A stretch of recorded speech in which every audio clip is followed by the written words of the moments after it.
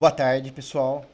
Em primeiro lugar, eu queria agradecer a participação de todos que estão ao vivo e também ao pessoal que vai ver depois a gravação desse tema que nós vamos discutir aqui hoje.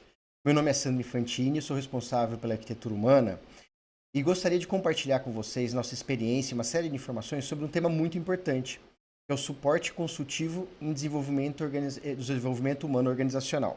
Primeiro, acho que vale a pena a gente comentar o que é o desenvolvimento humano organizacional. Quando a gente pensa numa área de recursos humanos, ela é uma área que normalmente tem um tema que sempre vai estar presente, que é o tema ligado a departamento pessoal, é a parte de pagamento, benefícios, toda aquela burocracia importante para acontecer no dia a dia. E tem uma série de outros temas que surgem para a parte de motivação, engajamento, seleção de pessoas, que é o que a gente chama de desenvolvimento humano organizacional. Então, aqui o que nós vamos estar falando é dessa outra parte do RH, que não a parte de departamento pessoal. E aí, nós vamos falar sobre isso no geral, mas é particularmente importante a nossa abordagem hoje quando a gente se refere a pequenas e médias empresas, porque elas têm alguns desafios que são diferentes em relação a esse tema. É interessante que se vocês tiverem alguma dúvida, vocês podem mandar para o chat do YouTube e ao final da apresentação eu respondo, eu aproveito para a gente discutir e responder as perguntas, ok? Então vamos lá. Primeiro ponto é por que esse tema de desenvolvimento organizacional é muito importante? É quase um consenso que a questão de gestão de pessoas hoje é muito mais, por um lado, desafiadora do que era alguns anos recentemente. E também ele é muito crítica para a competitividade da empresa, ou seja, para questões estratégicas. Quando a gente fala desses desafios, acho que vale a pena a gente citar as três principais variáveis que, no nosso ver, afetam esse trabalho hoje no dia a dia com pessoas. Primeiro, a gente percebe hoje uma escassez muito grande de talentos. Independente do segmento onde você trabalhe, independente do porte da sua empresa, da região que você atue, é quase uma unanimidade que à medida que eu preciso de mais pessoas ou que eu preciso substituir alguém que de fato seja uma pessoa com uma boa performance, que dê muitos resultados, é muito difícil encontrar um substituto.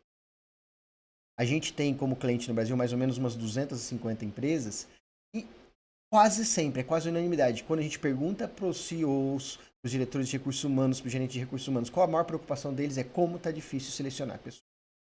Isso também não é um problema só do Brasil, a gente percebe que isso está acontecendo fora. E aí, como eu comentei com vocês, independente de porte, tá? E nossa visão também é que isso não deve ser um desafio que vai ser resolvido tão rápido. Se a gente pensar que tem aspectos ligados à educação, tem aspectos culturais, tem uma série de coisas, e tem até uma questão quantitativa hoje, a quantidade de pessoas que tem disponíveis no mercado, isso provavelmente vai ser um desafio por vários e vários anos. Um segundo ponto que chama bastante atenção também, que é um desafio bastante importante para a gente saber lidar, é que a forma como as pessoas, principalmente os mais jovens, veem o trabalho hoje, a expectativa que eles têm do trabalho é muito diferente. Então, pegando para vocês um exemplo, para a maioria das pessoas que entraram no mercado de trabalho há 15, 20, 30 anos atrás, a visão que se tinha, preponderante para a maioria delas, era que quando eu ia para o trabalho, eu ia principalmente para oferecer meu serviço, fazer da melhor maneira possível, o cara obviamente queria ser bem tratado, e eu ia ser bem remunerado por isso. Então, o trabalho estava muito associado com essa questão de você ser remunerado adequadamente, ser bem tratado, mas isso era quase que suficiente. Quando você pensava num aprimoramento, em desenvolvimento, em ter novos conhecimentos, a maior parte das pessoas, embora, claro, tenha conhecimentos que vêm do trabalho, mas elas entendiam que isso era um processo, era um ambiente um pouco mais estanque, separado. Então, dependendo do nível, a pessoa ia buscar um curso no Senai, uma pós-graduação, um MBA, um curso de línguas e assim por diante. E também, quando as pessoas pensavam na diversão, no lazer, a ideia é que na hora do lazer você vai encontrar a família, os amigos. Se por acaso parte dos seus amigos são pessoas que trabalham com você, você ia convidá-los para um happy hour, para encontrar fora do trabalho. Então, a visão média das pessoas era que havia uma separação entre trabalho, aprendizado e lazer. À medida que foi passando os anos, essa visão de que tudo isso era estanque foi sumindo. Então, hoje, as pessoas que estão entrando no mercado de trabalho, isso foi um processo gradual, mas a gente percebe isso cada vez mais intenso, elas têm uma visão de que trabalho, lazer e aprendizado são mais ou menos fluidos. Então, a expectativa que elas têm hoje quando entram no trabalho não é simplesmente uma remuneração e só para ser bem tratado. Ela quer que seja um ambiente que ela vai se divertir, que vai ter lazer, que vai ser gostoso, que ela vai ter pessoas que vão ser amigas dela, que ela vai aprender o máximo possível. Tá? Isso tem, inclusive, uma derivada imediata para o papel que elas imaginam do próprio líder delas. O líder não basta ser uma pessoa que define comigo as tarefas, que me trate de maneira justa. Eles querem também que o líder seja um amigo, seja um mentor, uma série de coisas. E, concorde ou não, isso é um ponto muito importante. Se a gente não sabe lidar adequadamente com isso, a nossa empresa vira uma empresa obsoleta. Uma terceira variável muito importante que está acontecendo, e a gente percebe intensamente, é que os vínculos de trabalho estão se tornando cada vez mais flexíveis. Em que sentido? A própria questão contratual, a gente percebe no Brasil no caso da pejotização, mas fora do Brasil também isso acontece com muita intensidade. Então, o contrato físico se torna menos relevante à medida que está passando o tempo. O próprio vínculo físico das pessoas estarem no mesmo ambiente de trabalho, a gente vê que o trabalho híbrido, o trabalho remoto tem crescido intensamente, tá? Mas de qualquer maneira ele torna esse vínculo de trabalho mais flexível.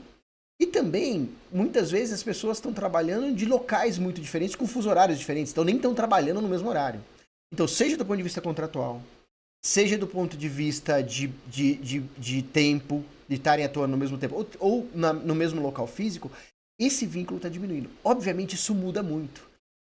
Um exemplo, engajar alguém que esteja próximo de você, que trabalhe no mesmo horário, no mesmo ambiente, é diferente de engajar alguém que pode estar morando em Portugal, trabalhando em horários muito diferentes de você. Então, essas mudanças parecem ser tendências, mas que fazem os desafios de gestão de pessoas serem mais intensas.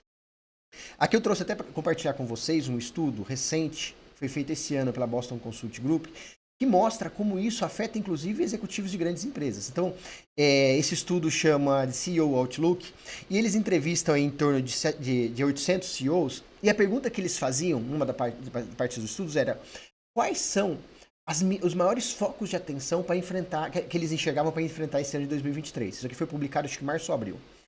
E aí tinham várias opções. E o que normalmente acontece num ano igual esse, que no mundo inteiro é um ano que ainda tem inflação, com juro alto, com sempre um risco de recessão, é que a preocupação com pessoas é lá para trás. Tá? Isso em outras crises, em outras situações, isso acontece frequentemente. Quando a gente pega nesse estudo, a preocupação com talentos, pessoas, ele foi apontado como a segunda maior preocupação, com 59% de osso. Tá? E tinham duas principais vertentes. Isso que ele chamou de EVP Enhancement, que é a melhoria na proposta de valor do colaborador, como é que eu atraio o colaborador, faço ele ficar mais engajado, não só do ponto de vista de salários, benefícios, mas de todo o resto que envolve o trabalho, e também a parte de como que eu desenvolvo ele melhor. Isso é muito interessante, porque raríssimas vezes, em momentos como esse, essa preocupação é uma preocupação importante. E ela é importante porque hoje as pessoas percebem, a alta liderança percebe como as pessoas elas desempenham um papel fundamental para transformar a estratégia em resultado. Então, isso continua sendo um dos pontos mais altos de preocupação. Nesse mesmo estudo, ele mostra uma outra coisa interessante, era que a percepção desses mesmos CEOs sobre o investimento que eles teriam que fazer nesses dois pontos, seja na melhoria da proposta do valor ao colaborador, quanto na melhoria da capacitação, em ambos os casos eles percebiam que eles iam ter que investir ainda mais tempo e mais dinheiro num ano como esse. Então, é uma preocupação muito comum. O que acontece, e agora eu queria fechar um pouquinho o nosso escopo, é que quando eu penso em pequenas e médias empresas, que a gente chama de PMEs, a tratativa em cima de desenvolvimento organizacional humano, ela é ainda mais complexa. Por quê? Não há dúvida para eles também, para a maioria deles, que a gente tem escassez de mão de obra, e as relações do trabalho, as expectativas que as gerações novas têm em relação ao trabalho, em relação à liderança, são muito diferentes, e nem que os vínculos estão mais flexíveis. Também é claro, para a maioria deles, que isso tudo afeta todo o funcionamento da organização, toda a estratégia da organização e a capacidade que ela tem de gerar resultados. Porém, aqui a gente tem uma outra variável importante. Para muitas dessas empresas, que às vezes tem 2, 3, no máximo 4 gestores, se torna muito custoso eu ter um gerente de recursos humanos nessa área de desenvolvimento organizacional humano. Às vezes a parte de departamento pessoal eles deixam com alguém do financeiro ou com alguém da área administrativa. Mas é caro ter um profissional com uma boa experiência nessa parte de desenvolvimento organizacional humano. E aí também muitos confessam pra gente que eles têm uma preocupação que talvez como empresa de 50, 80 funcionários, eles não enxergam que teria demanda para um gerente nessa área para toda semana, para ser alguém com vínculo tradicional CLT por 40, 44 horas semanais. Então, eles convivem sempre com essa dificuldade. E a ideia nossa é quais são as alternativas quando eu tenho esse tipo de dificuldade. Quer dizer, eu sei que tem que dar foco em cima do desenvolvimento organizacional, mas eu também tenho uma dificuldade de dedicar um recurso que tenha conhecimento, experiência suficiente para tratar disso dentro da organização. Então aqui eu acabo tendo duas opções que são opções mais tradicionais para lidar com isso. Uma delas eu posso sempre optar por contratar um profissional em tempo parcial. Então, às vezes eu tenho algum profissional experiente na área que se aposentou, mas quer continuar atuando, mesmo que em tempo parcial, ou alguém que está fazendo algum processo de transição de carreira e gostaria de manter o contato com a área por um período. Então, essa é uma das alternativas que você tem. Aí, o que você tem? Por um lado, em geral, você tem um custo mais competitivo, seja porque essas pessoas, em geral, não precisam ficar todo o tempo, né? Então, você consegue ter uma contratação aí por lá, 1, 2 dias por semana, máximo 3 dias por semana, e também muitas vezes o vínculo não é um vínculo tradicional CLT, ele vai estar prestando um serviço, ele vira um prestador de serviço. Por outro lado, nesse caso, quando você tem troca desses profissionais, em geral é mais desafiador, porque a hora que ele sai o contrato dele, então se ele não quiser mais trabalhar, ou ele conseguir um outro emprego com vínculo mais tradicional, com mais tempo, isso é mais complicado para a pequena e média empresa como tratar, ela vai ter que começar quase tudo do zero. É menos comum, tá? Que essas pessoas lancem mão de vários sistemas juntos, tá? Olha, tem um sistema que eu conheço, que eu trabalho em cima disso. E aí, o apoio tecnológico ele é fundamental, não só para que numa série de situações você melhore a experiência do colaborador, mas também com que você seja mais eficiente, possa em menos tempo entregar coisas com melhor qualidade e com melhor profundidade para a organização. E também tem uma característica que, dependendo da situação, você pode ter algum risco trabalhista associado. Uma outra opção que você tem é contratar uma empresa que seja especializada nesse tipo de suporte externo. Tá?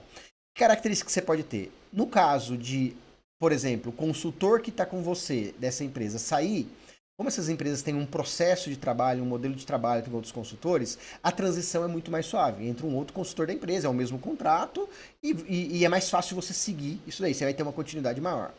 Outra coisa é que se a empresa tiver o foco de ter consultores que tenham experiência em várias organizações diferentes, então às vezes ele está dando o suporte no desenvolvimento organizacional humano na parte, não só numa organização, mas em 2, 3 organizações, ou até mesmo conduzindo projetos em outras empresas, projetos tradicionais de RH, isso acaba sendo uma grande vantagem. Porque ele vai estar sempre vendo outras práticas, e ele vai ter o mindset de projetos, que eu acho que é algo muito importante quando a gente está pensando nesse suporte externo, que normalmente não é um suporte tempo integral.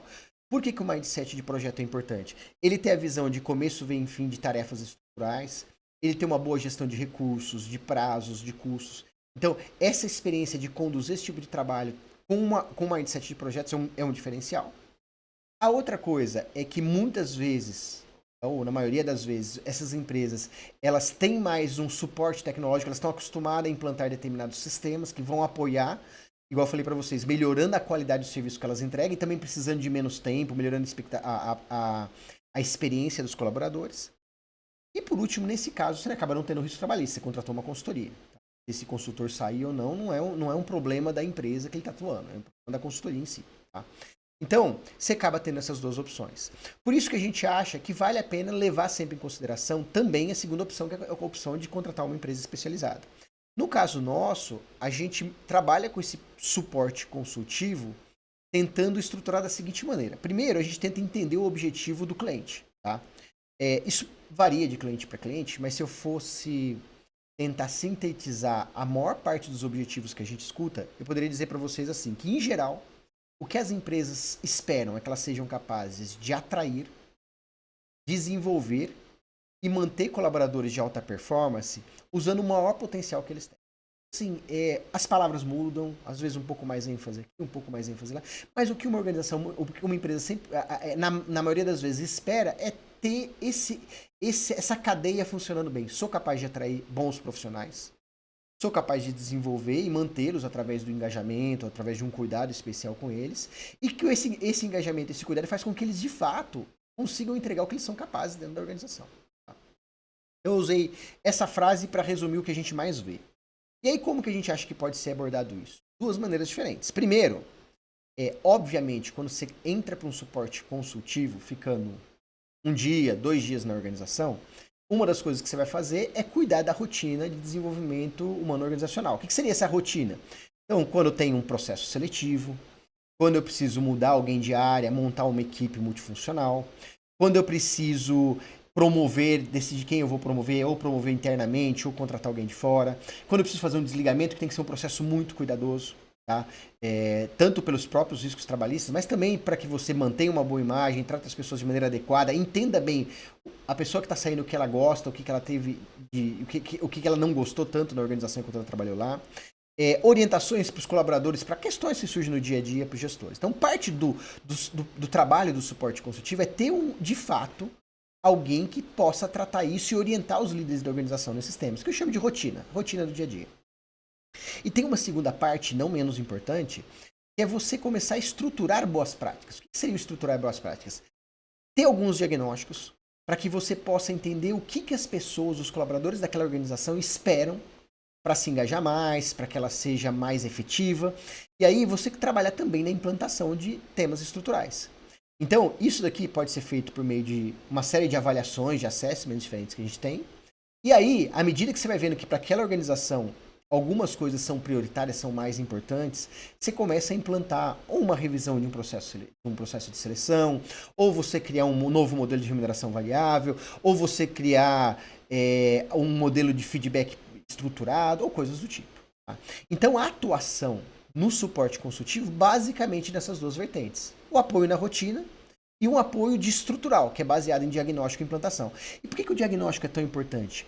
A gente vê que tem pouco sucesso você simplesmente pegar o que é feito numa empresa e passar para uma outra. Num primeiro momento, às vezes, o líder, o dono, o CEO da empresa fala assim, mas a gente não tem nada, o que tiver vai ser bom. Mas práticas que têm sucesso para uma determinada cultura organizacional, num determinado segmento, numa determinada região, não necessariamente vão ter em outras. Então, antes de definir exatamente o que vai fazer aqui, é muito importante entender o que as pessoas esperam, quais são as características da liderança e da cultura daquela organização. E para que isso aconteça, esses dois macroprocessos, seja o da rotina, seja a parte estrutural de diagnóstico e implantação, a gente tem dois principais recursos que a gente se preocupa. Um é ter um profissional de consultoria que seja de fato experiente, e se for alguém muito júnior, muito especialista numa parte específica, ele não vai conseguir ajudar a organização. Então ele tem que ter uma certa preparação para atuar como se fosse um gestor de fato. E a gente também acha que vale muito a pena que ele, além de trabalhar na parte de desenvolvimento humano organizacional de uma empresa, ele continue ou fazendo isso também em outras, para ele ter essa comparação, ele ter esse contínuo desenvolvimento, capacidade de identificar boas práticas e benchmarks, mas também que ele tenha a capacidade de continuar atuando em projetos. Como eu falei para vocês, uma boa gestão de prazo, uma boa gestão de recursos, clareza de entrega, trabalhar com limitação de recursos, isso é muito importante. E um segundo ponto é eu ter ferramentas tecnológicas que possam ajudar. Tá? Então, a gente acha, por exemplo, é importante você ter ferramentas que me ajudem em todo o processo de jornada do colaborador. É o que vou dar exemplo para vocês. Então, ferramentas que simplifiquem, facilitem e automatizem, por exemplo, um processo de onboarding. Então, quando o colaborador está entrando na organização, a organização poder definir o que ela espera nos 90, 120, 180 dias, quais são as etapas, as avaliações, o que as pessoas estão achando, o que isso daí vem de maneira muito fácil para os colaboradores. Ele possa automatizar processo, inclusive, de desligamento, processos de medição e implantação de ações que melhorem o engajamento das pessoas na organização.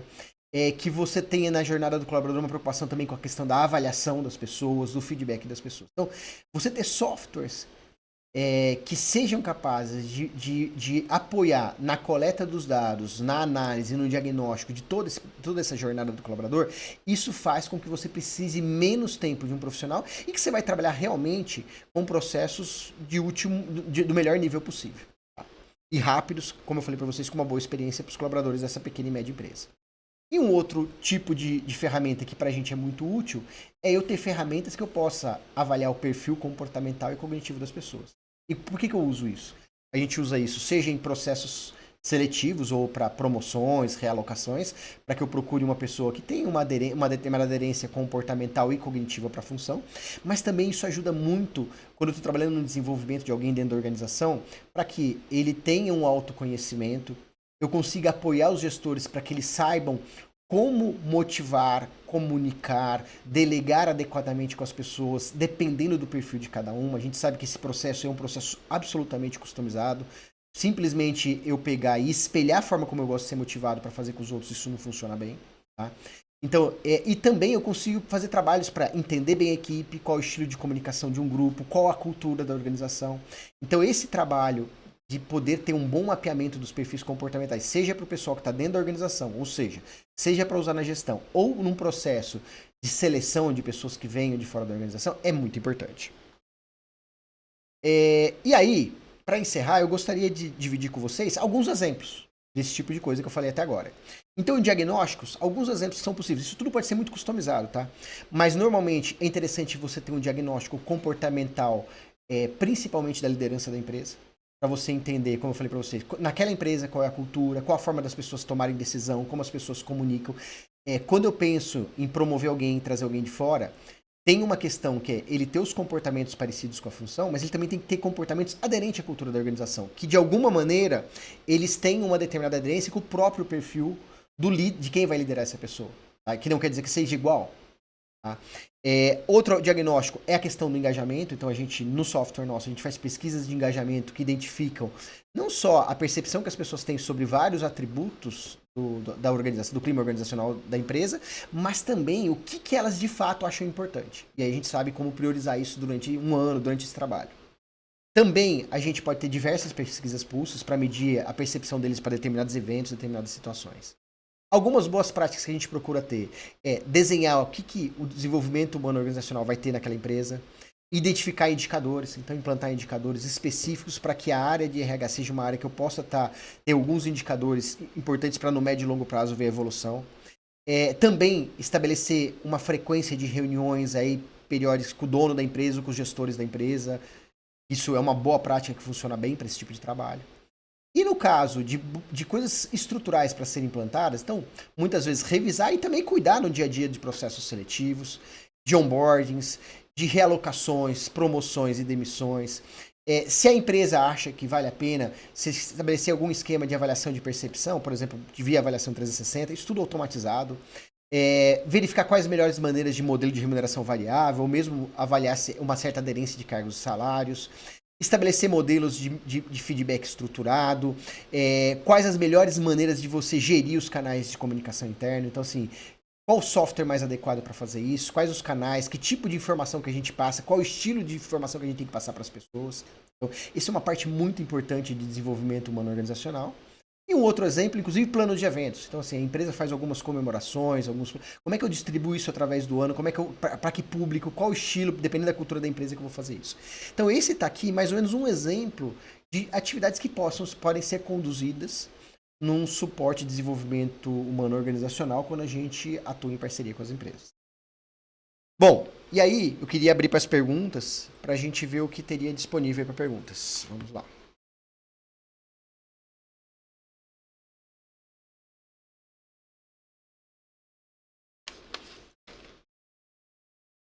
Aí tem uma pergunta da Laura, se podia dar exemplo de indicadores que normalmente a gente implanta na área de desenvolvimento organizacional. Tá? Tem dois indicadores que são indicadores mais importantes e aí a gente vai falando alguns outros que são secundários, mas que vale a pena ter também. Um deles, fundamental, eu tenho um indicador para acompanhar o nível de engajamento das pessoas através do tempo. Normalmente esse é um indicador, pode ser feito com base anual ou uma frequência um pouco maior, mas você medir qual o nível de engajamento da organização, como é que ele vai evoluindo. Tá? Esse é um indicador extremamente importante. Um outro indicador que é bastante útil, principalmente se ele tiver algumas quebras, é a parte de turnover. Tá? Aí, por que eu falo que algumas quebras é importante? É importante eu saber o turnover geral da organização. Pode ser até mais específico para o turnover ligado a desligamentos, sejam eles desligamentos voluntários, ou seja, pessoas que pediram para sair, dos involuntários. Por que essa separação é importante?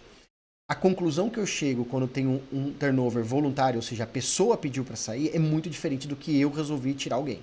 Tá? Eu resolvi tirar alguém, pode ser porque eu contratei errado, porque eu não geri bem ou porque a empresa está passando por dificuldade. Um colaborador pediu para sair, o diagnóstico pode ser muito diferente. Eu não consegui engajar esse colaborador, não consegui colocar em algum lugar que ele realmente pudesse ser útil, ou mesmo a empresa deixou ele meio de lado para que ele saísse. Então, esse é uma espécie de indicador importante. Outra quebra do turnover também que vale muito a pena ter é o turnover geral, mas também o que a gente chama de turnover precoce. Por que precoce? É interessante saber os colaboradores que estão saindo naquele período de experiência. Ou seja, colaboradores que saem no período dos 90 dias, que tradicionalmente é o período de experiência. Tá? Por quê? Esses colaboradores, se for um turnover voluntário, de alguma maneira, eu gerei uma expectativa dele muito diferente do que ele viu na prática nos 90 dias, tá? Ou então, a experiência dos 90 dias está muito aquém do que deveria ser. E no caso do turnover involuntário, eu estou contratando pessoas, talvez equivocadamente. Estou achando que eu estou contratando o cara certo e nesses 90 dias eu provei que não. E aí tem outros indicadores importantes. O quanto que eles estão, o nível de satisfação deles, por exemplo, com a questão do onboarding, perguntar para eles a cada etapa do onboarding quanto que eles estão satisfeitos, ou em etapas da própria jornada do colaborador. Exemplo eu posso fazer pesquisas pulsos após determinados eventos para ver o quanto que eles acharam que o evento foi útil, foi uma experiência agradável para eles. Posso ter indicadores, por exemplo, de funil de processos seletivos, tempo de processos seletivos. Aqui alguns exemplos. Letícia Dias, ela falou quais são os benefícios tangíveis que as empresas podem esperar ao adotar terceirização de desenvolvimento humano em termos de crescimento, produtividade e satisfação de funcionários. Olha, nesse caso, você tem vários indicadores que mostram que, por exemplo, quando você trabalha com a parte... Você não vai ter necessariamente da terceirização do desenvolvimento humano organizacional, mas do desenvolvimento humano organizacional ser bem feito. Tá? Pode ser com uma terceirização interna, não é essa a questão. Mas, por exemplo, quando você aumenta engajamento, tem uma pesquisa, deve ser de uns 2 anos atrás, que foi feita pela Gallup no mundo inteiro, e foi uma amostra muito grande, foi muito interessante, que ela mostrava, por exemplo, que as empresas que estavam no primeiro quartil de nível de engajamento, elas tinham em média 20% mais lucro do que as empresas que estavam no último quartil. Vendedores que tinham maior nível de engajamento vendiam em média 21% a mais. Lembro que produtividade tinha 17% a mais de produtividade do pessoal que estava no nível mais alto de engajamento do pessoal que tinha mais baixo. Então você vê uma série de benefícios diretamente relacionados com isso. O turnover cai. Então, o que eu diria que um bom desenvolvimento humano organizacional traz uma série de benefícios que vão no bottom line. Tá? Agora, se isso é via terceirização ou não, aí é uma decisão da empresa. Em geral, para uma empresa pequena e média, essa é uma grande opção. Como eu falei para vocês, é difícil ela ter isso com recursos internos. Tá? Contratar um gerente para isso. Quais são os possíveis impactos do desenvolvimento impactos da terceirização e desenvolvimento organizacional nas lideranças dentro da organização? Em geral, essa pergunta é da Paloma Flores. Em geral, o que você percebe, que a nossa percepção é que nessas empresas, os líderes eles se sentem mais confortáveis por trabalhar com um apoio externo. Então, assim, eles ficam mais confortáveis em dividir os desafios que eles têm. Tá? Eu tô tendo problema aqui, como é que eu faço? Um conforto pelo nível de especialização de suporte externo e também um conforto pela questão até de saber que vai manter um certo cuidado de não dividir informações que não pode. Tá? Então, tô tendo um problema com o meu gestor. Eles ficam muito mais confortáveis que a gente não vai resolver e não vai ter esse problema. E confio que nós vamos estar colocando as melhores ferramentas, tendo o melhor approach para a solução dos problemas. Então a gente consegue ter um apoio muito bom das lideranças. A gente consegue trabalhar no desenvolvimento legal deles. Isabel Benedita da Silva, ela perguntou, pode falar um pouco mais sobre os diagnósticos iniciais que vocês fazem numa média empresa quando começam esse tipo de trabalho de suporte consultivo? Posso. Isabel, eu vou citar os 2 principais que a gente faz. Logo de cara, a gente procura fazer um diagnóstico, principalmente baseado no comportamento da liderança, mas também dos colaboradores, para a gente entender bem a cultura da organização, como é que as coisas funcionam. Para a gente poder dar um apoio customizado, direcionado para a necessidade da empresa, isso é fundamental. Tá? Então a gente faz uma avaliação com a nossa ferramenta de perfil comportamental, é um teste muito rápido, normalmente leva 7 a 10 minutos, a gente usa o PI, o Predictive Index, e com isso a gente consegue rapidamente entender, dividir com a própria liderança o que foram as nossas percepções, e aí a gente já começa a saber como atuar, tanto na parte de rotina quanto na parte de estruturação. Essa é a primeira coisa, esse diagnóstico normalmente a gente faz nas primeiras semanas. Tá? O segundo diagnóstico, logo após esse, é montar uma pesquisa de engajamento para entender o que as pessoas, com todos os colaboradores, o que eles acham importante e qual a percepção que eles têm sobre vários temas. Essa pesquisa, inclusive, a gente faz ela baseado já no que a gente diagnosticou da parte cultural. A gente, pela própria cultura da organização, vai saber que tipo de itens tendem a pesar mais ou menos. Tá? Esses dois exemplos de diagnóstico são diagnósticos que a gente usa softwares nossos. Um a gente usa o PI, o outro a gente usa o sistema nosso da arquitetura humana. E a gente consegue ter isso bastante rápido. Esse diagnóstico a gente tenta fazer nas primeiras 8, 6 semanas, tá? Acho que são os dois principais. Fechamos? Então, pessoal, eu queria agradecer muito a atenção de vocês. Espero que tenha conseguido trazer informações que sejam úteis para vocês. E muito obrigado.